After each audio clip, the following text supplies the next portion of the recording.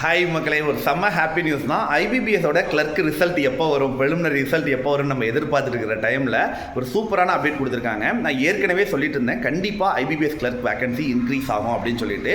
ஏற்கனவே 894 வேகன்சி தமிழ்நாட்டுக்கு கொடுத்துருந்தாங்க. இப்போ அதை அதிகப்படுத்திருக்காங்க. நான் ஏற்கனவே சொன்னதான், நம்ம தமிழ்நாட்டை தலைமையமாக கொண்ட, சென்னையை தலைமையமாக கொண்ட இந்தியன் பேங்க் வந்து வேகன்சி கொடுக்கல.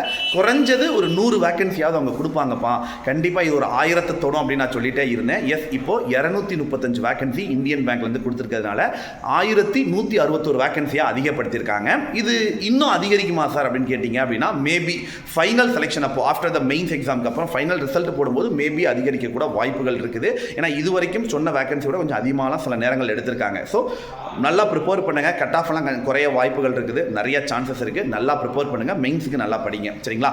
அண்ட் வளம் 5.0 பேசிக் ஃபவுண்டேஷன் போயிட்டு இருக்குது. ஐபிபிஎஸ் ஆர்ஆர்பிக்கு ஜாயின் பண்ணுறவங்க ஜாயின் பண்ணிக்கலாம். Thank you so much.